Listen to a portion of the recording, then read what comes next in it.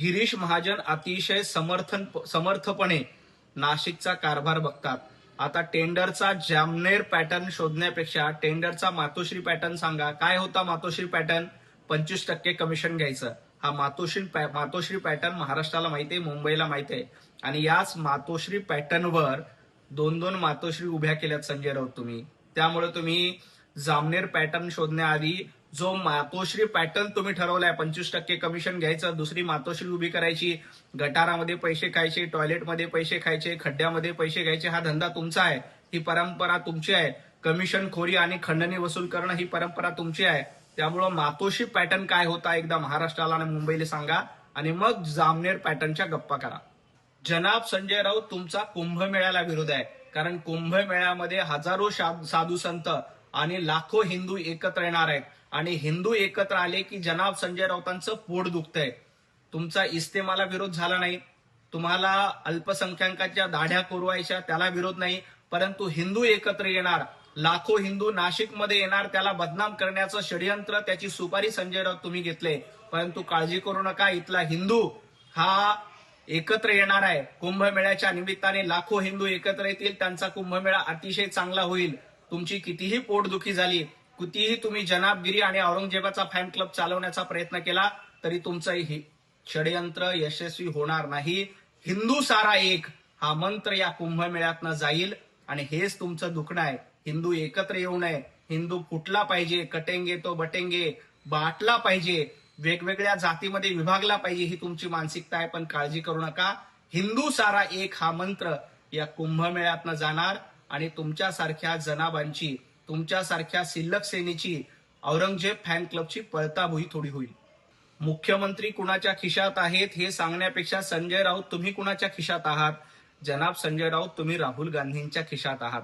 सुकलेला पापड तुमचा झालाय, तुमचं सुकलेलं बोंबील झालंय, तुमचं आणि तुमच्या मालकाचं सुकलेलं बोंबील झालंय. सुकलेल्या बोंबलासारखी अवस्था तुमची झाली, कारण तुमची सत्ता गेली, त्यामुळे तुमचा जळफळाट होतोय. तुम्हाला कमिशनखोरी बंद झाली, त्यामुळे तुमचा जळफळाट होतो. सुकलेला बोंबील तुमचा झाला, कारण तुमचं कमिशन बंद झालं, तुमचं दुकान बंद झालं. देवेंद्रजी फडणवीस अतिशय सक्षमपणे आणि समर्थपणे महाराष्ट्राचा कारभार करतायत. तुमचं सुकलेलं बोंबील जनतेनं केलंय, तुमचा सुकलेला पापड जनतेनं केलाय. तुमची कमिशनखोरी आणि दुकानदारी बंद झाल्यामुळे तुमचा हा जळफळाट आहे, आणि तुम्ही नाशिकमध्ये जाऊन आंदोलन करण्याचा प्रयत्न करतायत, मोर्चा करण्याचा प्रयत्न करतायत. परंतु 2.5 वर्ष महाराष्ट्राला लुटली, 25 वर्ष मुंबईला लुटली. आधी त्याचा हिशोब द्या, आणि सुकलेल्या बोंबील असलेल्या आपल्या मालकाकडे देखील जरा लक्ष द्या. संजय राऊत, कुंभकर्णाचं नाव घेण्यापेक्षा तुम्ही स्वतः अहंकारी रावण आहात. ज्या पद्धतीनं रावणाने सोन्याची लंका बनवली होती, त्याच पद्धतीनं 2.5 वर्ष राज्यामध्ये सरकार असताना तुम्ही महाराष्ट्राची लूट करून सोनं कमवलेलं आहे. सोन्याची लंका तुमची आहे, अहंकार तुमच्याकडे आहे. त्यामुळे कुंभकर्ण कोण आहे हे सांगण्यापेक्षा आपण स्वतः अहंकारी रावण आहोत, आणि महाराष्ट्र लुटून 2.5 वर्ष आणि 25 वर्ष मुंबई महापालिकेमध्ये कमिशनखोरी लुटून आपण सोन्याची लंका जमा केली आहे. त्याचा हिशोब महाराष्ट्राला द्या, आणि ही तुमची सोन्याची लंका उद्ध्वस्त झाल्याशिवाय राहणार नाही. संजय राऊत, तुमचा अहंकार उद्ध्वस्त झाल्याशिवाय राहणार नाही. नाशिककरांचे आशीर्वाद भारतीय जनता पार्टी महायुतीच्या सोबत आहेत, आणि आम्ही नाशिककरांची सेवा करण्यासाठी तत्पर आहोत. कुणी टॉयलेटमध्ये पैसे खाल्ले, शौचालयामध्ये पैसे खाल्ले हे शोधण्यापेक्षा मुंबईमध्ये गटारातले पैसे देखील संजय राऊत तुम्हाला कमी पडत नव्हते.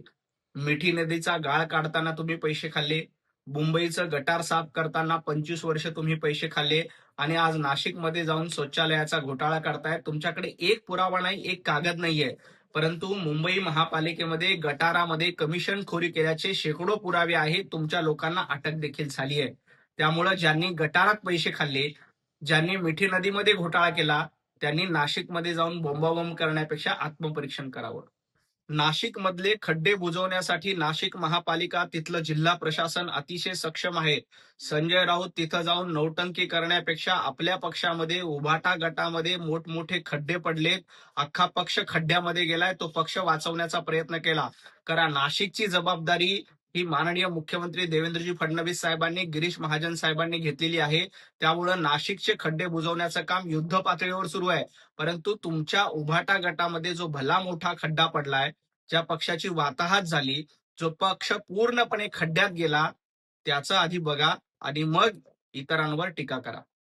नाशिक मधले खड्डे बुजवण्यासाठी नाशिक महापालिका तिथलं जिल्हा प्रशासन अतिशय सक्षम आहे. संजय राऊत तिथं जाऊन नौटंकी करण्यापेक्षा आपल्या पक्षामध्ये उभाटा गटामध्ये मोठमोठे खड्डे पडलेत, अख्खा पक्ष खड्ड्यामध्ये गेलाय, तो पक्ष वाचवण्याचा प्रयत्न केला.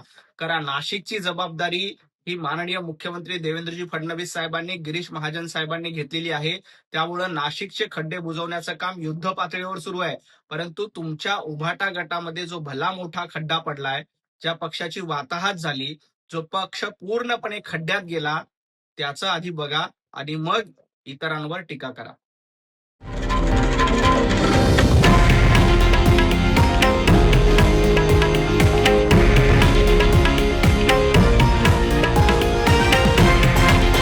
हे आहे देशातील नंबर 1 न्यूज नेटवर्क आणि आपण पाहत आहात TV9 मराठी, एकमेव.